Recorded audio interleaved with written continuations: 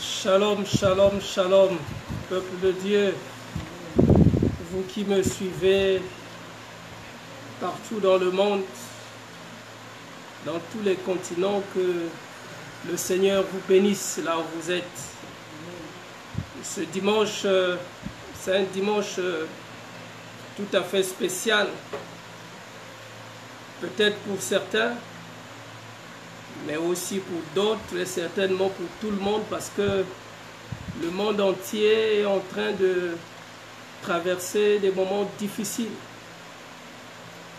La pandémie appelée coronavirus ou Covid-19 est en train de dévaster le monde entier. La Bible dit que tout passera, mais la parole de Dieu ne passera pas. Et ce matin, nous ne devons pas oublier qu'au-dessus de tout, nous avons la parole de Dieu. En ce moment-ci, beaucoup d'enfants de Dieu sont à la quête de prophétie. Et chaque serviteur de Dieu qui se lève vient pour dire qu'il parle de la part du Seigneur. Oui. Mais en réalité, Dieu n'a pas que la pandémie au moment où nous parlons. Dieu a aussi sa parole. Et ce soir, nous voulons parler d'un thème que nous allons commencer par aborder, ce matin plutôt. Et la semaine prochaine, nous allons continuer. Ce thème, nous l'avons intitulé « Il y a un temps pour tout ». C'est le thème de notre message qui va commencer ce matin par un sous-thème intitulé « Le temps des hommes ». Mais le thème général s'intitule « Il y a un temps pour tout » et le sous-thème c'est « Le temps des hommes ». Alors nous avons choisi deux textes de base qui se trouvent dans le livre d'Ecclésiaste. Le premier texte, c'est dans Ecclésiaste 2, du verset 3 au verset 11. Et le deuxième texte, c'est toujours dans le livre d'Ecclésiaste, chapitre 3, du verset 1 au verset 8. Mais ce matin, nous voulons nous appesantir sur le livre d'Ecclésiaste au chapitre 2, du verset 3 au verset 11. Nous voulons d'abord lire au nom du Seigneur.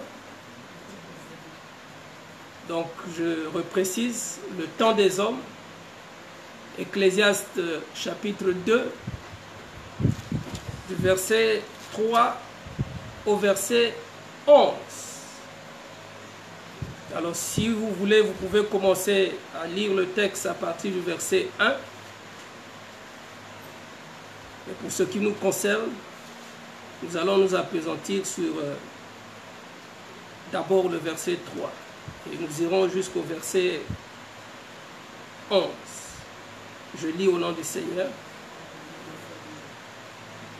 Je résolus en mon cœur de livrer ma chair au vin, tandis que mon cœur me conduirait avec sagesse, et de m'attacher à la folie jusqu'à ce que je voie ce qu'il est bon pour le Fils de l'homme de faire sous les cieux pendant le nombre de jours de leur vie. Verset 4. J'exécutais de grands ouvrages. Je me bâtis des maisons. Je me plantais des vignes. Je me fis des jardins et des vergers. Et j'y plantais des arbres fruitiers de toute espèce. Je me créais des étangs pour arroser la forêt ou croisser les arbres. J'achetais des serviteurs et des servantes, et j'eus leurs enfants nés dans la maison. Je possédais des troupeaux de bœufs et de brebis, plus que tout ce qui était avant moi dans Jérusalem. Je m'amassai de l'argent et de l'or, et les richesses des rois et des provinces.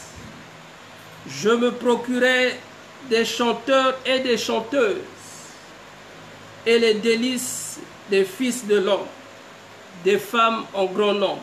Verset 9. Je devins grand, plus grand que tout ce qui était avant moi dans Jérusalem. Et même ma sagesse demeura avec moi. Verset 10.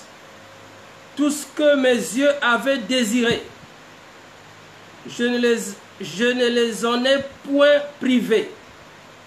Je n'ai refusé à mon cœur aucune joie, car mon cœur prenait plaisir à tout mon travail, et c'est la part qui m'en est revenue. Enfin, verset 11.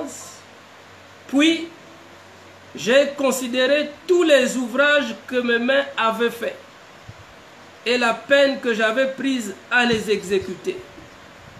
Et voici, tout est vanité et poursuite du vent, et il n'y a aucun avantage à tirer de ce qu'on fait sous le soleil. Amen. Alors, ça c'est la parole de l'Ecclésiaste, appelé aussi le sage, c'est-à-dire Salomon, fils de David. Lorsque nous lisons le verset 1 du chapitre 2, dans certaines versions, il est dit exactement ceci. J'ai décidé de me réjouir et de trouver ce qu'est le bonheur. Ça, c'est la version de la Bible anglaise. Mais dans les autres versions en français, il est dit ceci. Ecclésiaste 2, au verset 1. J'ai dit à mon cœur, allons, je t'éprouverai par la joie et tu goûteras le bonheur. Et voici, c'est encore là une vanité. Alors donc Salomon ici, qui était aussi appelé le sage, ou le philosophe par certains, c'était pas n'importe qui. C'est pour ça que le message de ce matin s'adresse à toute personne, quel que soit ton statut. Que tu sois un homme riche, pauvre, que tu sois jeune, que tu sois une personne assez âgée, le message de ce matin te concerne. Alors, avant de rentrer dans les détails de ce message, nous voulons d'abord définir ce que c'est que le temps. Parce que nous avons dit le sous-thème de ce matin, c'est le temps des hommes. Si il y a ce que nous appelons le temps des hommes, ça veut dire qu'il y a aussi le temps de Dieu. Amen.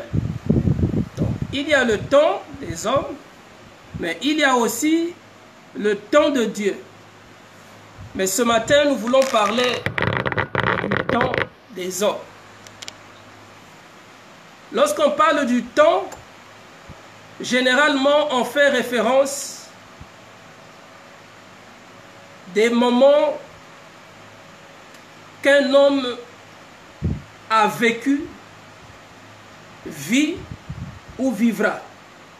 C'est-à-dire qu'il y a le temps passé, le temps présent et le temps futur. La question que nous pouvons nous poser est celle de savoir comment as-tu vécu ta vie dans le passé? Comment as-tu passé le temps de ta vie dans le passé? La deuxième question que nous pouvons nous poser, c'est celle de savoir aussi comment vis-tu ton temps actuellement? Comment vivons-nous notre temps? Et aussi, comment vivrons-nous demain? C'est-à-dire le temps à venir, le temps futur. Salomon, lui, il ne s'était pas projeté dans le futur. Salomon a parlé de son temps, pendant qu'il était sage, qu'il était intelligent. Il a recherché une chose pour laquelle il n'y avait que son cœur qui en était la source. Bien-aimé, la Bible dit dans Proverbe 4, 23, « Garde ton cœur plus que toute autre chose, car de lui viennent les sources de la vie. » C'est-à-dire que tout ce que nous faisons dans la vie vient de notre propre cœur. D'abord, de notre propre cœur.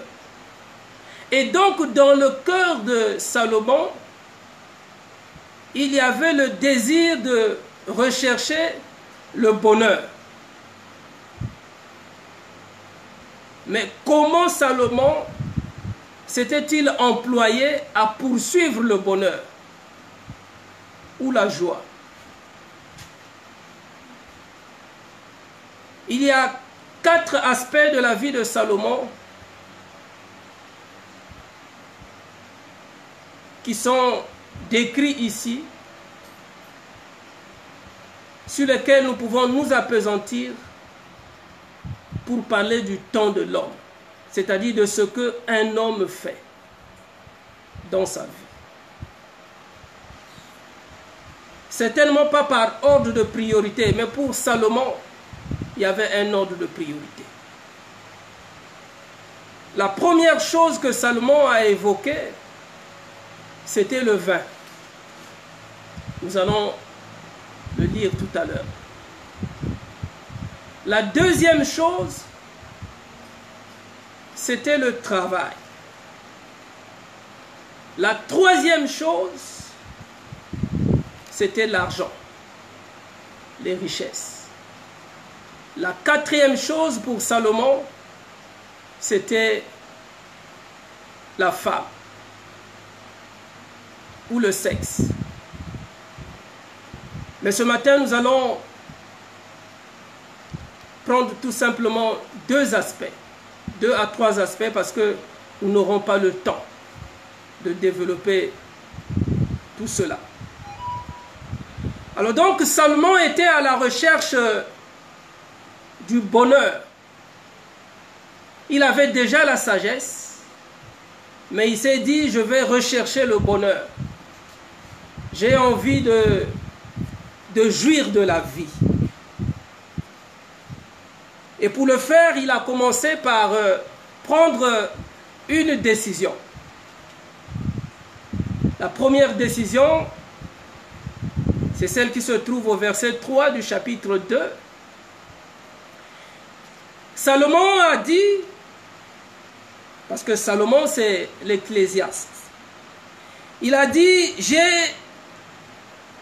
résolu en mon cœur. C'est-à-dire que j'ai pris la décision dans mon cœur de livrer ma chair au vin. C'était là pour Salomon sa façon à lui de se réjouir, de chercher le bonheur, de chercher la joie.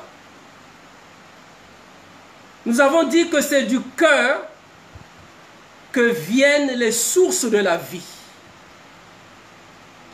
Donc, dans le cœur de Salomon,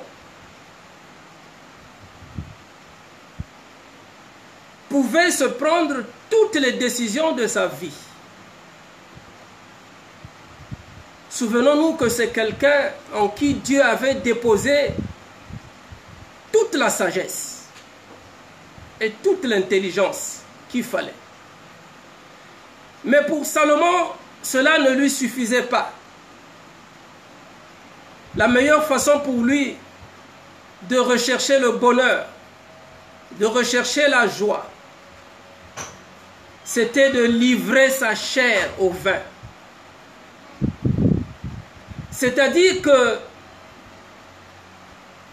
son corps, sa chair, dépendait étroitement du vin, donc de la boisson. Il en faisait une priorité. C'était vraiment une priorité pour lui. Il ne pouvait pas vivre sans le vin. Il ne pouvait pas vivre sans la boisson. Peut-être que pour toi, ce n'est pas une priorité. Mais en le faisant, il s'exposait aussi à plusieurs dangers. Beaucoup de gens savent, et ce n'est un secret pour personne, que le vin ou les boissons enivrantes, pour aller droit au but, les boissons enivrantes peuvent exposer l'homme, quel qu'il soit, chrétien ou pas, à plusieurs dangers. Mais pour Salomon, c'était une priorité. Vous savez, beaucoup de gens ont perdu même leur dignité à cause du vin.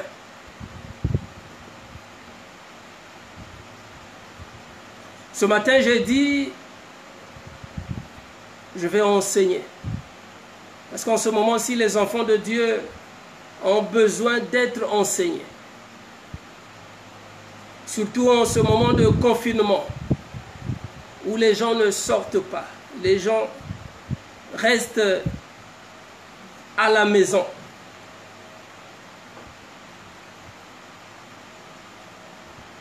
Il n'est un secret pour personne que les gens sont aussi en train de consommer beaucoup d'alcool. Beaucoup d'alcool. Certes, il a été décrété dans certains pays, dans plusieurs, la fermeture même des débits de boissons. Mais ce n'est un secret pour personne. Les gens sont en train de boire, de consommer beaucoup d'alcool. Beaucoup d'alcool. Beaucoup d'alcool. Soulever le sujet de la boisson ou de l'alcool,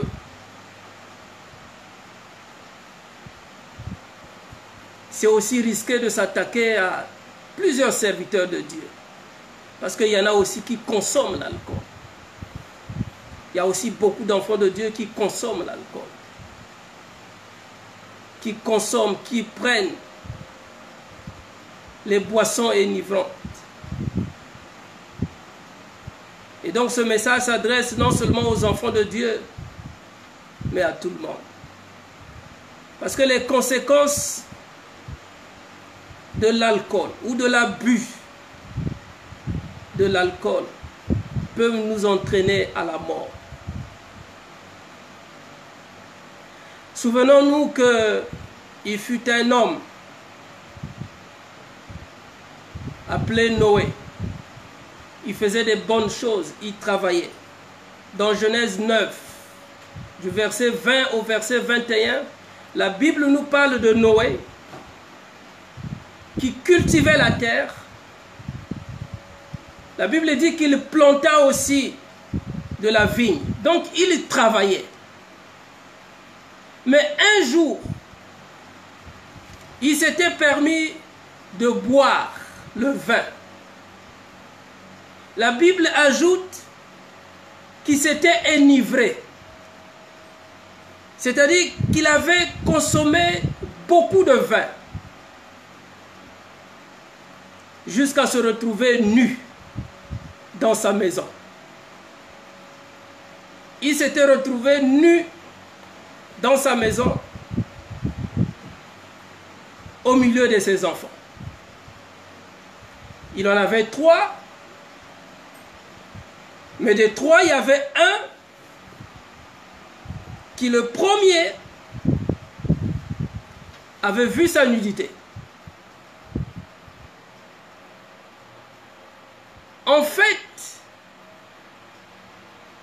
Noé ne savait pas qu'il était nu parce qu'il s'était enivré. Et donc celui qui avait vu sa nudité est allé voir les autres frères pour leur dire papa est nu. Alors les autres, certainement, n'ayant pas voulu voir papa exposer sa nudité, ont tout fait pour le couvrir. Vous voyez jusqu'où le vin, la boisson peut nous amener. Et le fait d'avoir découvert la nudité de son père, Cham, donc l'un de ses enfants, fut maudit par le père. Et les autres qui avaient couvert sa nudité avaient reçu la bénédiction de Dieu.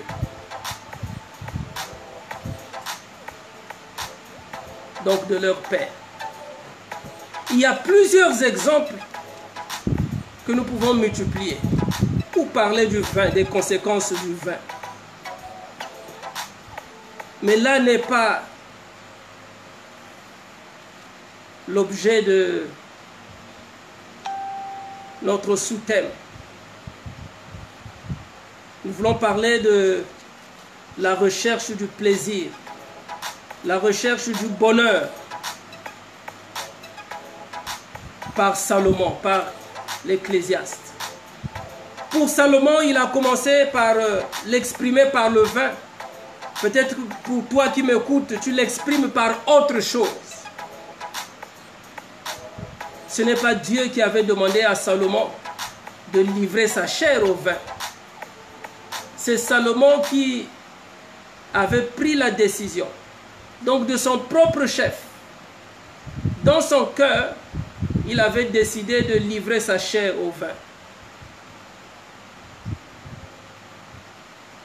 La première leçon que nous pouvons tirer, c'est que dans la recherche du bonheur ou du plaisir, notre cœur peut nous amener à faire beaucoup de choses.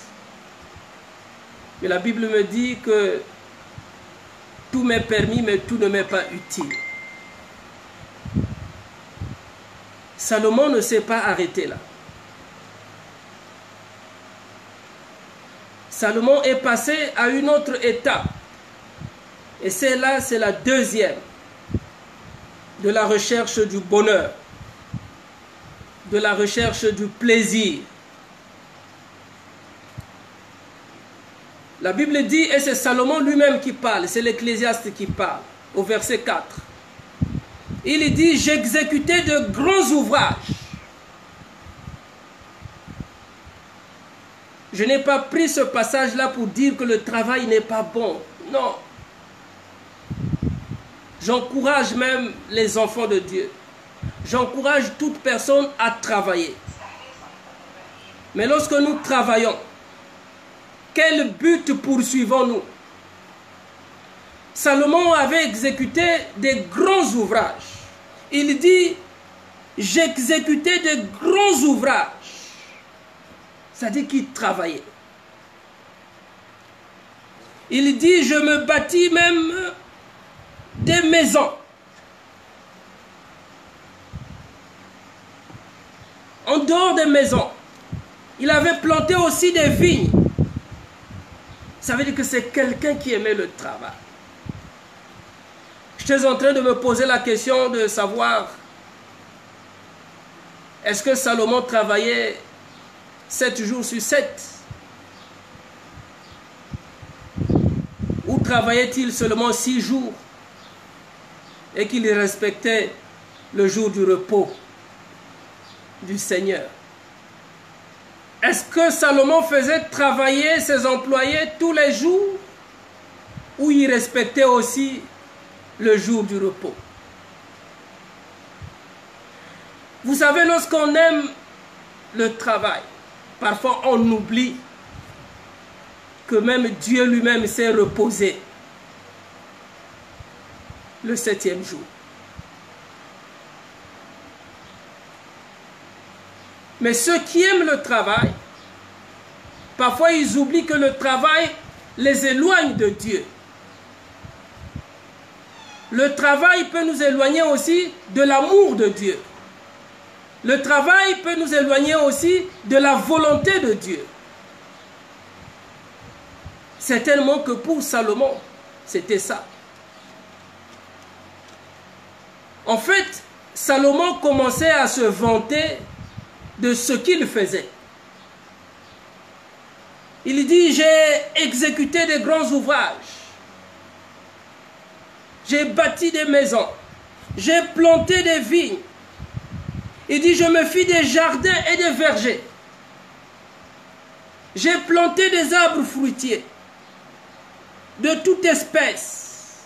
Je me suis créé des étangs pour arroser la forêt, pour croisser les arbres. C'est-à-dire que Salomon, ou l'ecclésiaste, ou le sage, a multiplié les travaux. Amen. Il y a de quoi se demander pourquoi Salomon faisait tout ça. Pourquoi il faisait tous ces travaux? Vous savez, en parlant des maisons, il y a des gens qui ont commencé des travaux, qui ont commencé des maisons qui n'ont jamais terminé. Pas parce qu'il leur a manqué de l'argent, mais à chaque fois qu'ils venaient voir les travaux de leur maison, ils avaient toujours quelque chose à dire. Je connais l'histoire, le témoignage d'un homme qui avait beaucoup d'argent, mais qui n'avait jamais fini de construire des maisons dans une seule concession. Depuis 30 ans. Depuis 30 ans. Mais c'est quelqu'un, et pourtant, qui avait beaucoup d'argent. Les gens se demandaient même, mais pourquoi ce monsieur-là est en train de faire tout ça? Il y avait même des maisons dans la concession déjà achevées, mais qui n'étaient même pas habitées. Vanité n'est que vanité. Et Salomon, c'était ça. Lui aussi, il construisait beaucoup de maisons. Il faisait beaucoup de travaux. Que servira-t-il à un homme de construire plusieurs maisons si à côté il y a des gens qui dorment dans la rue? Si même dans ta famille, il y a des gens qui cherchent où faire reposer leur tête. Certainement que Salomon aussi avait dans sa famille des gens qui n'avaient pas de maison. Mais lui, il en a construit. Il en a construit, il en a construit. La Bible dit, à quoi servira-t-il à un homme de gagner le monde s'il perdait son âme? En fait, ce que Salomon était en train de faire était loin de la volonté de Dieu. Parce que c'est son cœur qui était en train de lui dicter. Salomon était en train de vivre son temps. C'est pour ça que nous avons dit tout au début, le temps des hommes. Comment est-ce que nous les hommes, nous vivons notre temps? Nous vivons notre temps tout simplement pour faire plaisir aux hommes et pour nous faire plaisir à nous-mêmes. C'est ce que Salomon était en train de faire. C'était la deuxième chose. Il a beaucoup travaillé. Il travaillait beaucoup. Certainement, dans tout ce qu'il faisait, il ne demandait même pas à Dieu pourquoi il devait le faire. Et nous voyons aussi beaucoup de personnes, beaucoup d'hommes en train de faire beaucoup de travaux. Avant de faire quoi que ce soit, ils ne demandent même pas la volonté de Dieu. Ils ne demandent même pas à Dieu ce qu'ils doivent faire. Alors Salomon était de la race de ces personnes-là. Certainement qui n'avaient pas où mettre l'argent. Il n'avait pas où mettre l'argent. Il ne s'est pas arrêté là. Et c'est le troisième aspect de la vie de Salomon. La Bible dit au verset 7, c'est pas moi qui dis, c'est lui-même Salomon, c'est-à-dire l'Ecclésiaste, le sage. Et pourtant Salomon était appelé le sage. Et c'est vrai qu'il était sage. Au verset 7 du même chapitre, il nous dit, j'achetais des serviteurs et des servantes. C'est-à-dire Salomon était arrivé à un niveau de grandeur, de folie où il pouvait se permettre de tout. C'est-à-dire qu'il achetait des hommes pour le servir. Il dit, j'achetais des serviteurs et des servantes. Et j'eus leurs enfants nés dans ma maison. Donc Salomon a acheté des personnes qu'il a transformées en esclaves. Ces personnes-là ont mis des enfants au monde aussi. Salomon a géré toutes ces personnes. Toutes ces personnes. Parce qu'il avait beaucoup d'argent.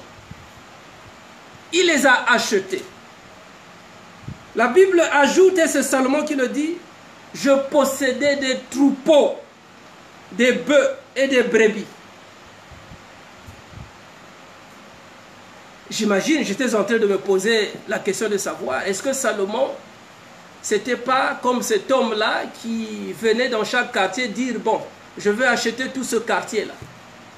C'est-à-dire qu'il faisait tout pour lui-même. Tout pour lui-même. Tout. Tout. Il faisait tous les commerces. Il faisait toutes les affaires. Il achetait les servantes, les serviteurs. Ok. Il possédait des troupeaux de bœufs et de brebis.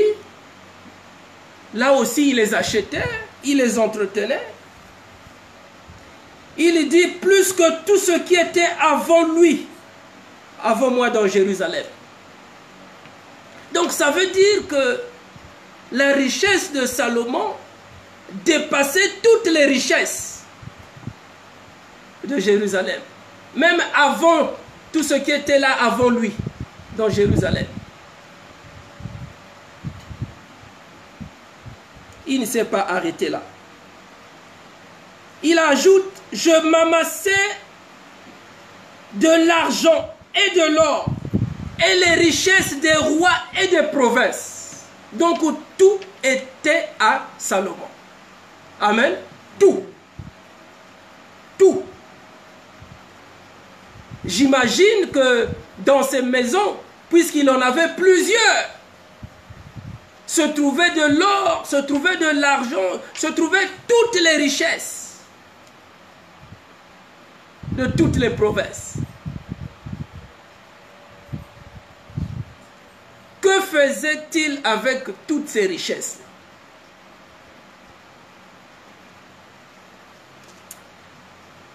La Bible ajoute qu'il se procurait des chanteurs et des chanteuses.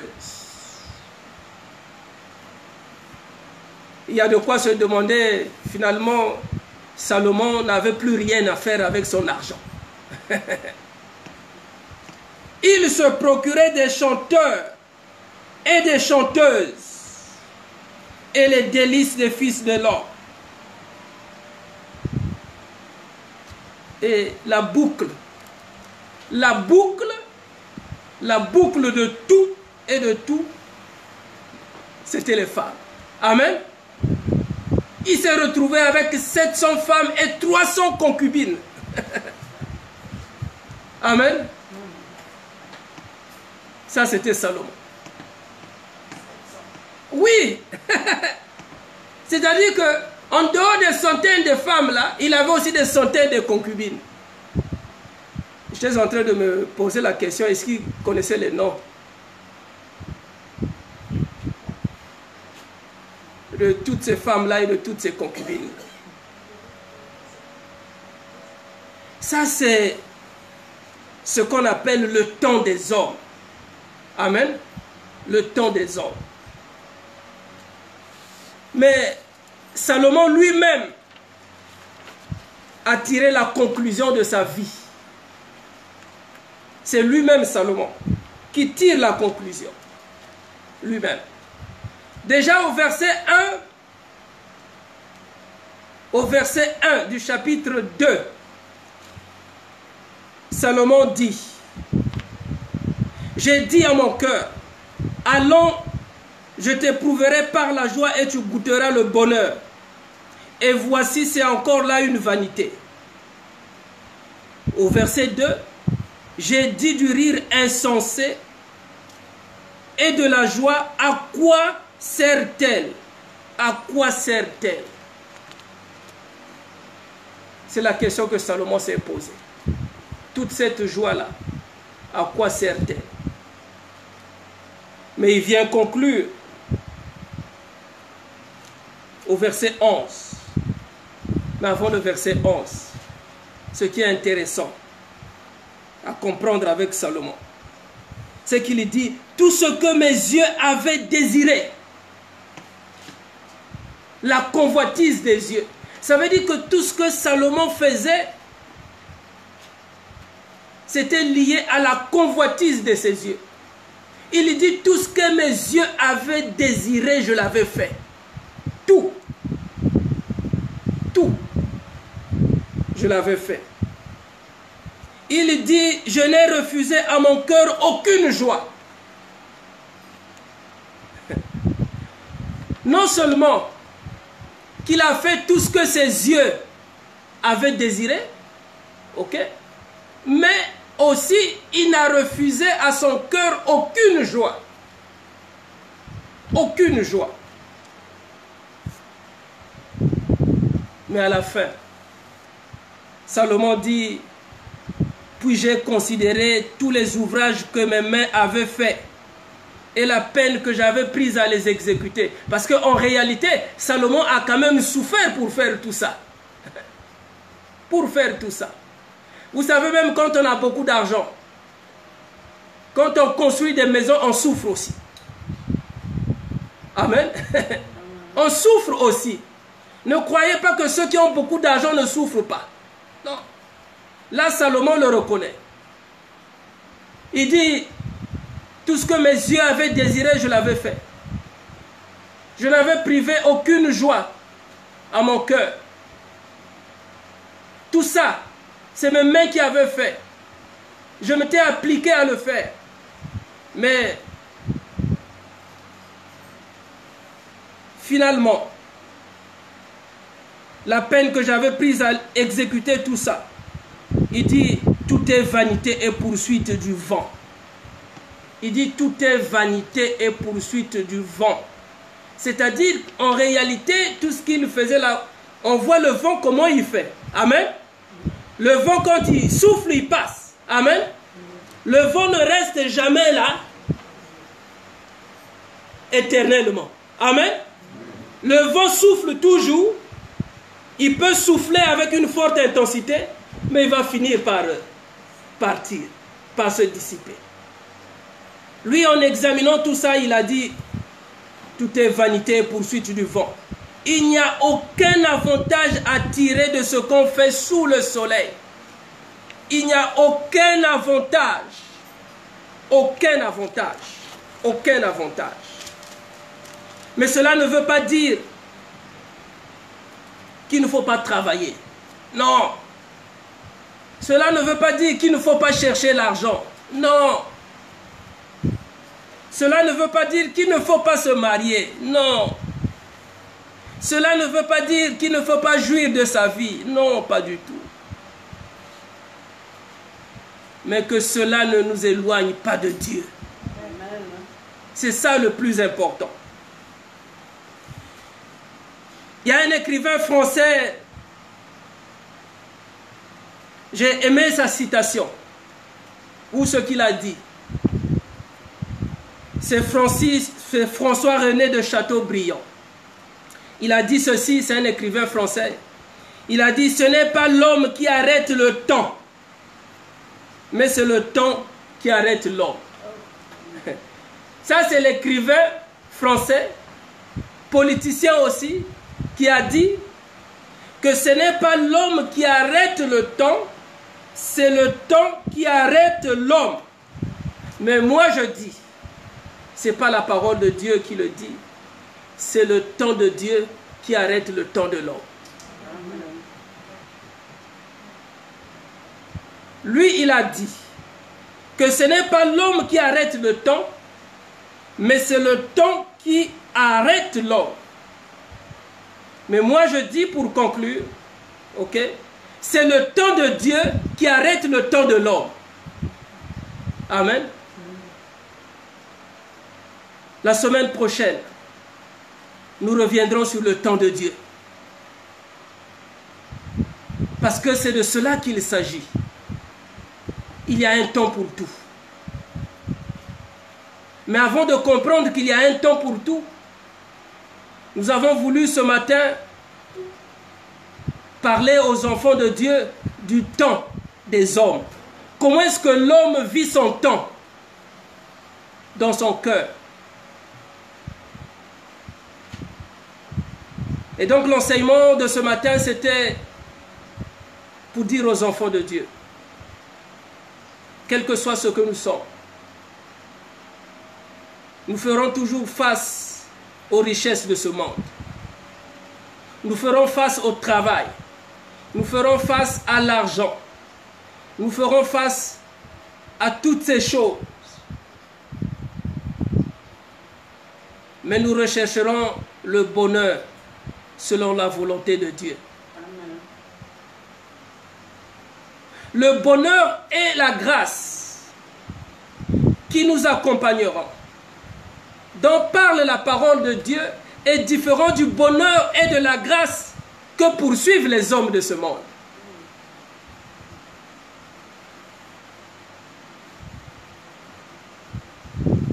Retiens que c'est le temps de Dieu qui arrête le temps de l'homme. Et il y a un temps pour tout. Que Dieu vous bénisse et qu'il nous bénisse nous tous. Amen.